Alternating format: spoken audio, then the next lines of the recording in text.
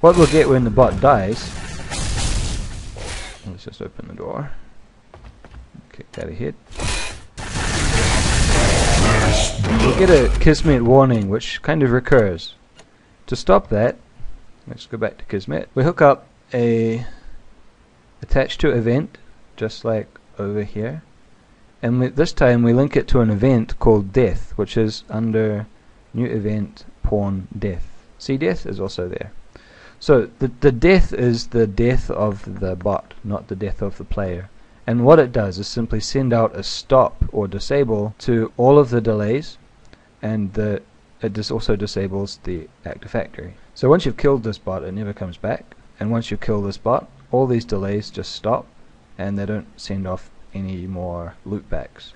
The second bot is just the same, it's just in a different location in the level. So its name is bot2, and you can see all the named variables are bot2, and its spawn point and its move to point are just different path nodes in the level.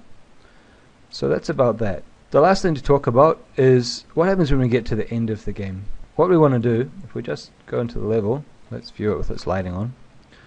We go down to the end of the game, the other way, and we pretty much come up against a wall. There could be a teleporter here, or a gate that opens, or something like that. For this particular demo, we're just going to cutscene and then end the video. So this is set off by this trigger on the floor here. We go into Kismet, we can see maximize Kismet. We can see we've got a trigger that's touched. It's set to touch max trigger count 1, because if you touch it once it'll send off to another level, so we only need it one time. The matinee that it plays is just a camera animation which will tilt the camera away from the player. Also hooked up to the touch node is a toggle cinematic mode, which you can find under new action toggle cinematic mode. When the trigger is touched, it enables the toggle, and the properties here are movement is disabled and the hide player is not disabled. We want to see the player at the end, okay, but we don't want him to move around. The HUD is hidden away and everything else. This toggle cinematic mode will be disabled once the matinee is finished. But already we've shoot off a console command here that comes out from the end of the matinee, and this console command will open UT front end. I might just change it to example map, which is the map has to be in the maps folder, and your map has to be there as well. Now if we go save as, let's call it 2009 UDK game content maps, and let's just call this Tom done. Alright, save. This has created a fresh game in this version of UDK, and we can cook it out. If we play the game all the way through,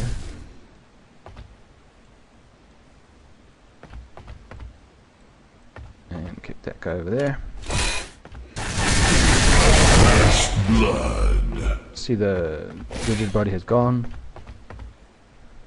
Pick up a new one.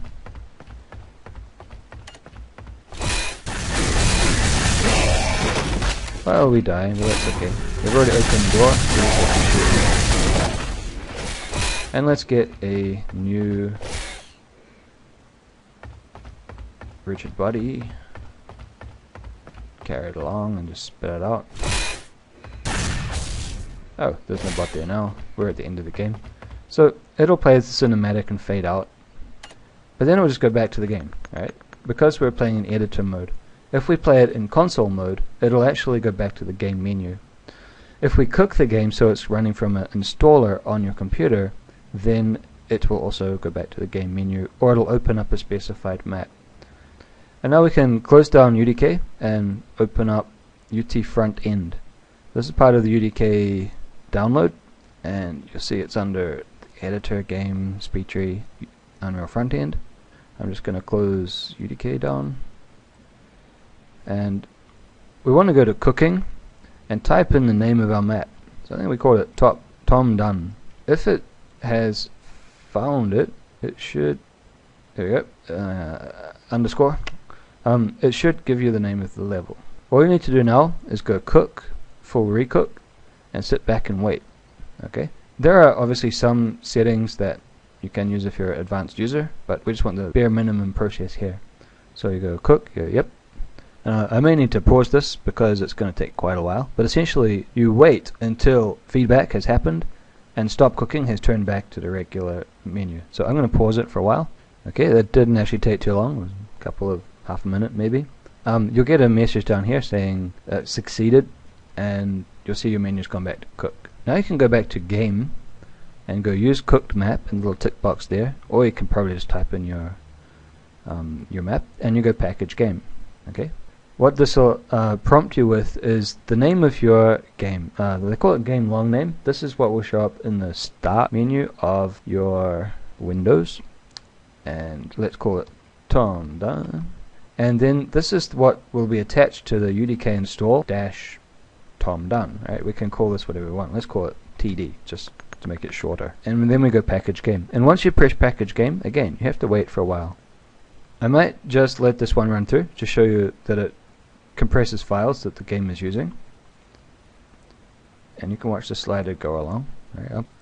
And you'll get a little pop-up in your Windows which says succeeded, and it'll also say succeeded here.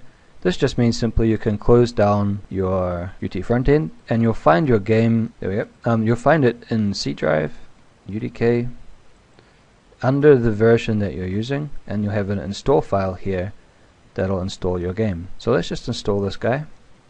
It'll kind of install the same way that the UDK editor installs, so that's not particularly difficult to negotiate.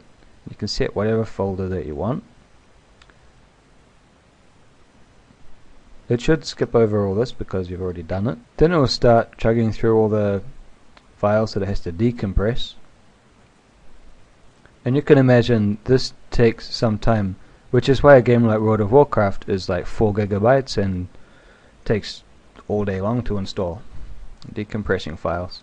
And when you're done, depending on how you've set up your computer, you may have a firewall, just allow the access, and you get an option to launch it. Just one thing to be aware of when making your game and packaging it to a external installer is that when you cook it, you should enter all of the maps that your game is going to need. So for example, our game is Tom Done, and we also referred to example map as the map we want to open when the game is finished. With that in mind, you can also import a map list where you can make a text file which includes a certain list of games, and you can load that as well. So cooking and packaging that game is just the same.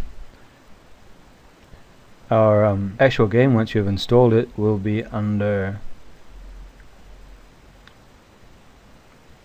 a folder with the game's name. You go into binaries and there's udk.exe. It'll load with the default UDK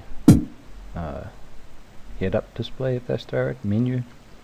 And nowadays you would use scale form to kind of replace this with your own, and it can force the game to, do exactly what you want. It's a little beyond the scope of this tutorial, but suffice to say, if we go into maps, you'll see both of the included maps, and we want to load up Tom Done. Right? You start the game, and it'll start loading up Tom Done. In this particular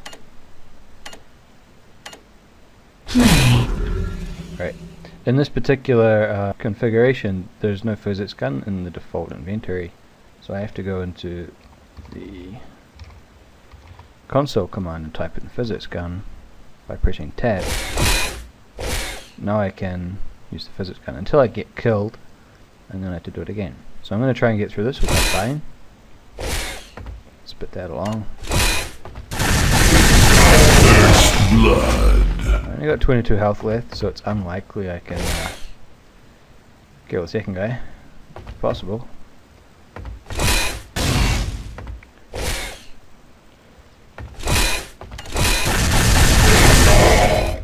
Not quite. I died twice in fact. So you notice because I died, I cannot scroll to get the physics gun, so let me type it in again. And batter away. There we go. Now the point of all that was to show the next level loading when we hit the trigger, which it does. Okay, so that's it for this video. Thanks for watching. I hope you learned something.